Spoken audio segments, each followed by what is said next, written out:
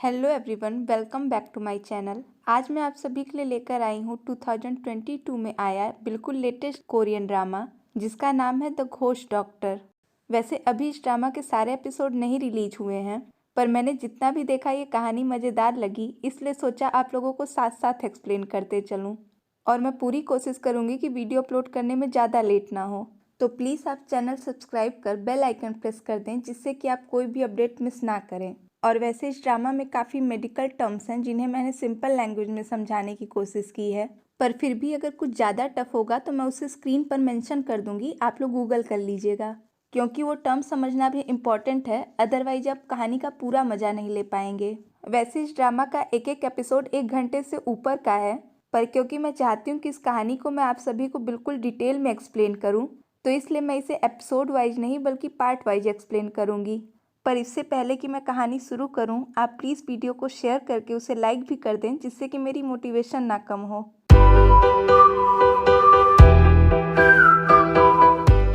कहानी की शुरुआत में हम इमरजेंसी सर्विस देने वाली एम्बुलेंस को देखते हैं, जो कि एक पेशेंट को लेकर जा रही थी जिसकी हालत काफ़ी नाजुक थी।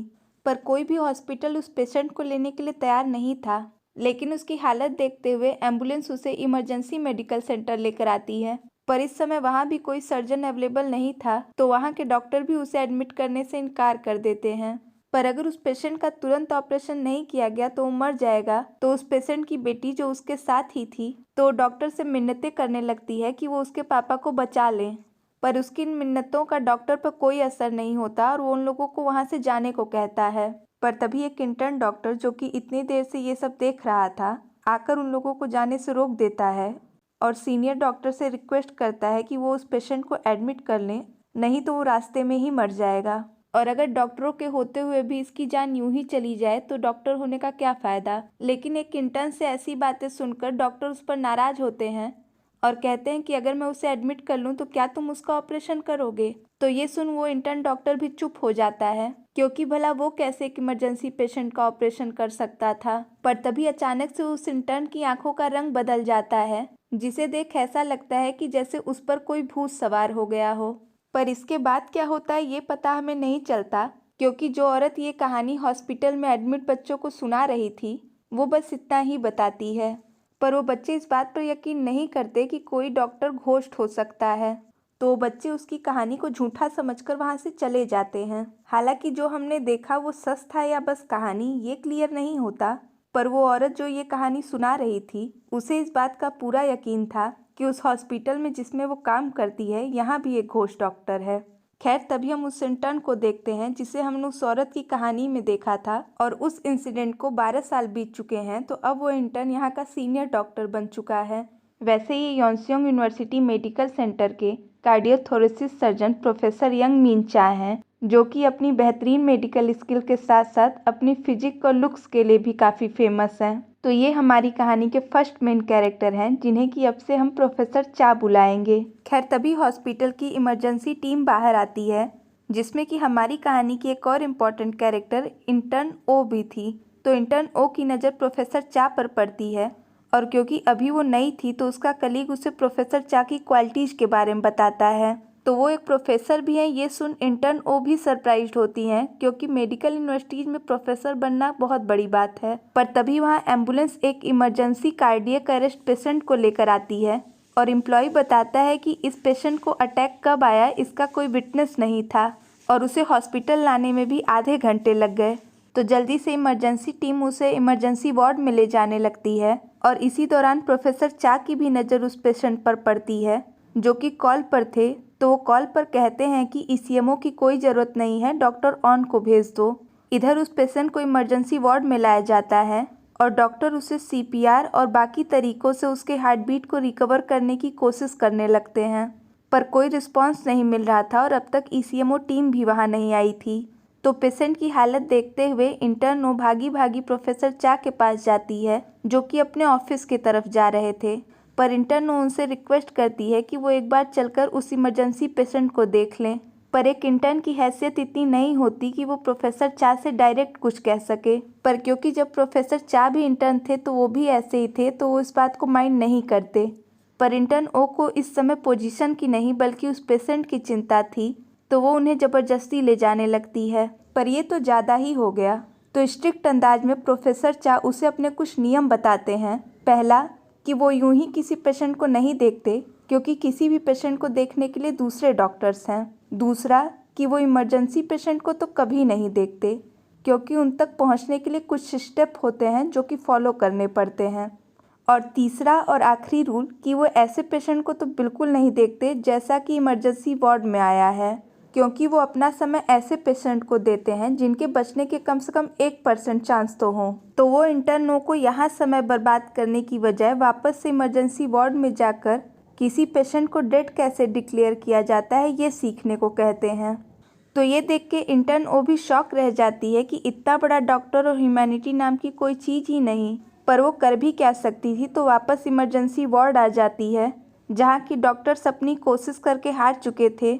तो दुखी मन से डॉक्टर ऑन उसे डेड डिक्लेयर कर देते हैं। पर ये सुन तो इंटर्न ओ को प्रोफेसर चा पर और गुस्सा आता है और उसे लगता है कि उनकी बस शक्ल ही अच्छी है, दिल नहीं। पर वो प्रोफेसर चा के पास गई थी, ये सुन उसका कलीग हैरान हो जाता है और उसे उनके बारे में इस तरह से कुछ भी बुरा कहने से मना करता है, क्योंकि उनसे पंगा लेने की हिम्मत तो हॉस्पिटल के डायरेक्टर की भी नहीं पड़ती। और वो ये भी बताता है कि प्रोफेसर चा ने अपनी पहली सर्जरी तब की थी जब वो इंटर्न थे और एक इमरजेंसी पेशेंट की जान बचा ली थी। और उसके बाद उन्होंने ऐसे बहुत से चमत्कार किए हैं और उनका रिकॉर्ड रहा है कि आज तक जिस भी पेशेंट को हाथ लगाया है उसकी जान बचा ली है। और उसने ये अफवाह भी सुनी है कि उन पर भूत का साया है। तो भूत का साया होने की बात सुनकर इंटर्न ओ भी हैरान रह जाती है। पर ऐसा लोग इसलिए कहते हैं क्योंकि उनकी मेडिकल स्किल्स बिल्कुल अनबिलीवेबल हैं। खैर, नेक्स्ट सीन में हम प्रोफेसर चा को डॉक्टर की टीम्स के साथ कॉन्फ्रेंस हॉल में देखते हैं, जहाँ की डिपार्टमेंट हेड चीफ बैन भी थे। तो प्रोफेसर चा की ही टीम के जूनियर डॉक्टर किम उन पेशेंट की मेडिकल कंडीशन एक्सप्लेन करते हैं जिनकी सर्जरी होनी है। तो एक फीमेल पेशेंट जिसकी एज 33 ईयर है, उसे बहजत नाम की एक रेयर बीमारी है और इस चक्कर में उसकी 3 बार पहले भी सर्जरी हो चुकी है और आज चौथी सर्जरी प्रोफेसर चा के अंडर में होने वाली है। हालांकि उसकी चौथी सर्जरी भी पहले ही हो चुकी है, लेकिन उस सर्जरी में कुछ कॉम्प्लिकेशन आ गई थी जिसे सही करने के लिए एक बार फिर से उसकी सर्जरी की जा रही है। तो टेक्निकली ये उसकी 5वीं सर्जरी होने वाली है। वैसे जिन्होंने उसकी चौथी सर्जरी की थी वो चीफ बैंक ही थे। तो केस की कॉम्प्लिकेशन प्रोफेसर चा को समझाने लगते हैं, पर उन दोनों के रिलेशन कुछ खास अच्छे नहीं हैं। तो प्रोफेसर चा 5वीं सर्जरी भी उन्हें ही करने को कहते हैं, क्योंकि आखिर उनकी गलती वो क्यों सुधारें। पर डॉक्टर किम बताते हैं कि उस पेशेंट ने खुद ही डॉक्टर बदलने की डिमांड की है, क्योंकि अब उसे चीफ बैन पर भरोसा नहीं है। वैसे ये सुन चीफ बैन काफ़ी इंसल्टेड फील करते हैं, पर आखिर वो कर भी क्या सकते थे। पर तभी हम कॉन्फ्रेंस हॉल में किसी आउटसाइडर को नोटिस करते हैं, जिसका चेहरा तो हमें नहीं दिखता पर उसके पैर जरूर देखे जा सकते थे।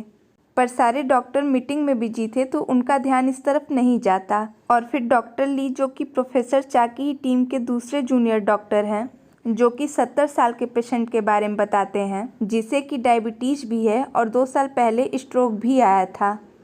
पर 2 महीने पहले ही पता चला कि उन्हें कार्डियक सकोरमा है, जो कि हार्ट में होने वाला एक तरह का क्रिटिकल कैंसर है। पर उनका बेटा चाहता है कि उनकी सर्जरी की जाए, लेकिन प्रोफेसर चा इसके लिए मना कर देते हैं, क्योंकि ऐसी सर्जरी को सक्सेस करना बहुत मुश्किल है और अगर वो सर्जरी नहीं कराएंगे तो आराम से 1 साल और जी सकते हैं। तो उनके बेटे को सर्जरी के लिए मना कर देने को कहते हैं। पर चीफ बैन उन्हें इसके लिए मनाने की काफ़ी कोशिश करते हैं, लेकिन प्रोफेसर चा को मनाना उनके बस से बाहर था। तो वो बाहर आकर दूसरों के सामने अपना सारा गुस्सा दिखाते हैं, क्योंकि प्रोफेसर चा के सामने तो उनकी कुछ कहने की हिम्मत ही नहीं होती। वैसे भले ही चीफ बैन डिपार्टमेंट हेड हैं, पर प्रोफेसर चा का रुतबा उनसे भी बड़ा है। लेकिन चीफ बैन को तो यही लगता है कि प्रोफेसर चा को अपने हुनर और जवान होने पर घमंड है, पर वो ये सोच के खुश थे कि अब बहुत जल्द उन्हें उनके टक्कर का कोई मिलने वाला है। हालांकि वो कौन होगा इसके बारे में वो कुछ नहीं बताते। दूसरी तरफ हम डॉक्टर किम को देखते हैं, जो खुशी से चहक रहे थे और उनकी ये खुशी प्रोफेसर चा भी नोटिस करते हैं, जिस पर डॉक्टर ऑन बताते हैं कि आज एक न्यू रेजिडेंट आने वाला है और अब तक 2 साल से डॉक्टर किम ही सबसे जूनियर थे और अब उनका भी जूनियर आने वाला है, इसलिए वो इतने खुश हैं। वैसे रेजिडेंट ट्रेनी डॉक्टरों को कहा जाता है, पर अभी तक रेजिडेंट को आ जाना चाहिए था और वो पहले ही दिन लेट है। तो प्रोफेसर चा सबको हिदायत देते हैं कि उसके साथ स्ट्रिक्ट रहेंगे क्योंकि उन्हें अपनी टीम में सुस्त लोग बिल्कुल पसंद नहीं। पर तभी प्रोफेसर चा का ध्यान डॉक्टर ऑन की तरफ जाता है जो थोड़े अपसेट लग रहे थे। तो प्रोफेसर चा उनसे पूछते हैं कि क्या उस इमरजेंसी पेशेंट की डेथ का उन्हें अब तक बुरा लग रहा है। तो ये सुन डॉक्टर ऑन थोड़े हैरान होते हैं कि उन्हें कैसे पता, पर प्रोफेसर चा तो ये देख के ही समझ गए थे कि उसका काम तमाम हो चुका है क्योंकि उसे अरेस्ट कब आया इसका कोई विटनेस नहीं था और आने में भी उसे आधे घंटे लेट हो गया, और जबकि उतने समय में उसके अंदर जिंदा होने के कोई भी लक्षण नहीं थे। तो इसीलिए प्रोफेसर चा ने ईसीएमओ के लिए मना कर दिया था क्योंकि एक ईसीएमओ के पीछे 2 लाख खर्च होता है और उसे हर पेशेंट के लिए अलग अलग लगाया जाता है। तो ऐसे में इतने पैसे क्यों फालतू में वेस्ट करना जब उस पेशेंट को उसकी ज़रूरत ही ना हो। तो यहाँ हमें प्रोफेसर चा के नेचर के बारे में एक और बात पता चलती है कि वो इमोशनल कम है और मनी माइंडेड ज़्यादा। तो वो लोग कॉन्फ्रेंस हॉल से बाहर आए ही थे कि तभी उनके पीछे पीछे एक लड़का भी उसमें से निकलता है जिसे देख वो लोग शॉक हो जाते हैं। पर सबसे ज़्यादा अगर कोई शॉक था तो वो डॉक्टर किम थे। लेकिन वो लड़का आते ही प्रोफेसर चा की तारीफ करने लगता है और उनके इस पैसे बचाने की आदत को काफ़ी प्रेज करता है, पर उसका तरीका काफ़ी टॉन्ट भरा था। तो ये समझ नहीं आता कि वो प्रोफेसर चा की तारीफ कर रहा है या उनके मनी माइंडेड होने पर उन्हें बातें सुना रहा है। पर इतना ही नहीं, वो प्रोफेसर चा को ऑफर भी करता है कि अगर उन्हें कभी मेडिकल कामों में ज़रूरत पड़े तो वो उसके पास आकर उसकी हेल्प मांग सकते हैं। पर उन लोगों को तो कोई आइडिया ही नहीं था कि आखिर ये है कौन जो इतना ज्ञान दे रहा है। पर डॉक्टर किम उसे जानते थे तो वहाँ से खिसकने ही वाले होते हैं कि तभी वो हेलो बोलकर उन्हें भी लपेट लेता है, जिससे कि सभी लोग अब डॉक्टर किम को घूरने लगते हैं। तो लड़का वहाँ से जाने लगता है, पर जाने से पहले वो उन लोगों को अपना इंट्रोडक्शन देता है कि वो इस हॉस्पिटल का न्यू रेजिडेंट गो सियंग ताक है और ये हमारी कहानी का सेकंड मेन कैरेक्टर है, तो अब से हम इसे गो सियंग बुलाएंगे। पर बाकी लोग तो ये सुनकर शॉक थे कि एक न्यू रेजिडेंट और प्रोफेसर चा को हेल्प ऑफर कर रहा है, मतलब इतना कॉन्फिडेंस। पर गुसियांग को इन सब बातों का कोई फर्क नहीं पड़ता और वो बिंदास वहाँ से चला जाता है। पर अब प्रोफेसर चा का तो पारा हाई था कि जहाँ बड़े बड़ों की उनके सामने बोलती बंद हो जाती है, वहीं एक रेजिडेंट उन्हें इतनी बातें सुना गया। तो डॉक्टर किम को अपने पास बुलाते हैं जिनकी हवा तो पहले से ही टाइट थी। तो डॉक्टर किम उन्हें बताते हैं कि वो उसे स्कूल टाइम से जानते हैं पर उसके बारे में ज़्यादा कुछ नहीं जानते। वैसे उन्होंने थोड़ा बहुत प्रोफेसर चा के बारे में बताया तो था, पर उन्हें क्या पता था कि आते ही उन्हें ही उंगली करेगा। पर तभी गुसियांग का नाम सुनकर डॉक्टर ली को भी उसके इंटरव्यू की याद आ जाती है जो कि काफ़ी फेमस हुआ था, और वो इसलिए क्योंकि जब इंटरव्यूअर ने सबसे पूछा कि वो डॉक्टर क्यों बनना चाहते हैं तो बाकी स्टूडेंट तो नॉर्मल ही आंसर दे रहे थे जो कि जनरली लोग देते हैं, जैसे कि वो पेशेंट की जान बचाना चाहते हैं, लोगों का भला करना चाहते हैं वगैरह वगैरह। पर गुसियांग का जवाब सबसे अनोखा था क्योंकि वो कहता है कि उसके दादाजी चाहते हैं और उसकी मम्मी ने ऐसा करने को कहा है। मतलब आज तक के इतिहास में इंटरव्यूअर के सामने ये जवाब तो किसी ने भी नहीं दिया था। पर उसके दादाजी कोई और नहीं, इस हॉस्पिटल के चेयरमैन हैं और उसकी माँ इस हॉस्पिटल की डायरेक्टर हैं। तो आराम से उसका इंटरव्यू क्लियर हो जाता है। तो फिर हम प्रोफेसर चा को चीफ बैन के पास देखते हैं जो कि गुसियांग को अपने प्रोग्राम से निकालने को कहते हैं क्योंकि ये काम रिस्पॉन्सिबिलिटी वाला है और वो नहीं चाहते कि उनकी टीम में कोई ऐसा है जो कि नेपोटिज्म की बदौलत डॉक्टर बना हो। पर चीफ बैन उन्हें बताते हैं कि गुसियांग ने सारे ही सब्जेक्ट में टॉप किया है। पर प्रोफेसर चा को तो यही लग रहा था कि उसने अपने रुतबे का ही फायदा उठाकर प्रोफेसर से नंबर बढ़वाए होंगे। तो वो दोनों इस बात पर बहस कर ही रहे थे कि तभी वहाँ वाइस प्रेसिडेंट आते हैं जो कि गुसियांग के कजिन भी हैं। पर प्रोफेसर चा उनसे भी यही कहते हैं कि गुसियांग उनकी टीम में रहने के लायक नहीं है, पर वाइस प्रेसिडेंट उसे लायक बनाने की जिम्मेदारी प्रोफेसर चा को दे देते हैं क्योंकि वो इस हॉस्पिटल का वारिस है। पर चेयरमैन उसे इस तरह से डायरेक्ट प्रॉपर्टी न देकर पहले उसे इसके लायक बनाना चाहते हैं। पर यह सुन प्रोफेसर चा को और गुस्सा आता है कि वो अपनी प्रॉपर्टी पाने के लिए डॉक्टर बनने आया है, तो अब तो वो उसे अपनी हिट लिस्ट में शामिल कर लेते हैं। पर दूसरी तरफ बेफिक्र गुसियांग हॉस्पिटल की लेडीज स्टाफ को परफ्यूम बांट रहा था जिससे कि जब वो डेट पर जाए तो उनसे हॉस्पिटल की स्मेल ना आए। पर तभी प्रोफेसर चा आते हैं और उसे ये सब करता देख कहते हैं कि अगर तुमने अपने पैसों की महक फैला ली हो तो अब हम काम पर चलें। तो फिर नेक्स्ट सीन में प्रोफेसर चा अपनी टीम के साथ पेशेंट को देखने राउंड पर आते हैं। एक फीमेल पेशेंट को बाइस्पिड आयोटिक वॉल्व की बीमारी थी, तो डॉक्टर ली एक्सप्लेन कर ही रहे थे कि तभी प्रोफेसर चा गुसियांग को एक्सप्लेन करने को कहते हैं क्योंकि उनके हिसाब से तो गुशियंग नेपोटिज्म का प्रोडक्ट है। पर ये देख तो वो भी शॉक रह जाते हैं कि गुशियंग तो कोरिया का चतुर निकला, क्योंकि सब कुछ उसे पूरा रटा हुआ था। और यहाँ हमें पता चलता है कि गुशियंग स्कूल टाइम से ही पढ़ने में बहुत अच्छा है, और इतना कि उसके क्वेश्चंस के आंसर देने के लिए हमेशा प्रोफेसर्स को एक्स्ट्रा पढ़ के आना पड़ता था। तो गुशियंग सिर्फ चतुर ही नहीं बल्कि रैंचो भी है। पर प्रोफेसर चा उसे इतनी आसानी से कैसे जाने देते, तो वो उस पेशेंट को अब से उसी के अंडर कर देते हैं। और इतना ही नहीं बल्कि नेक्स्ट पेशेंट की भी बीमारी एक्सप्लेन करवाने के बाद उसकी भी जिम्मेदारी गुशियंग को ही दे देते हैं। पर अब गुशियंग उनकी क्रोनोलॉजी समझ गया था तो अगले क्वेश्चन का आंसर ही नहीं देता। पर अब उसकी जिम्मेदारी किसी को तो लेनी ही थी, तो प्रोफेसर चा उस पेशेंट की जिम्मेदारी डॉक्टर किम को दे देते हैं। आखिर अब गुशियंग को पहले से ही जानने का कुछ नुकसान तो उन्हें भी उठाना ही पड़ेगा। पर फिर वहाँ के 3 पेशेंट को बिना देखे ही प्रोफेसर चा वहाँ से जाने लगते हैं, जिस पर कि गुशियंग उनके बारे में भी उन्हें रिमाइंड कराता है। पर ये पेशेंट वो थे जो काफ़ी समय से कोमा में थे, तो वो बाकी डॉक्टर्स पर अभी तक इन पेशेंट को ट्रांसफ़र न करने के लिए नाराज़ होते हैं, क्योंकि उनके हिसाब से ऐसे पेशेंट के पीछे क्यों बेड फंसा के रखना जिनकी ज़िंदगी भगवान भरोसे है। पर ये देख गुशियंग को भी आइडिया लग जाता है कि प्रोफेसर चा कितने टफ हार्टेड हैं और उनकी नज़र में पैसों की कीमत किसी की जान से भी ज़्यादा है। पर प्रोफेसर चा उससे कहते हैं कि इस दुनिया में 2 तरह के मरीज होते हैं, एक वो जो उनके इलाज के बाद बच जाते हैं और दूसरे वो जो उनके इलाज के बावजूद भी नहीं बच पाते।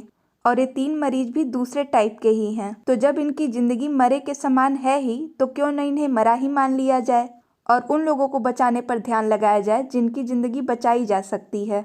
और वैसे भी वो इतना पैसा बचाकर गुशियंग को ही फ़ायदा पहुंचा रहे हैं।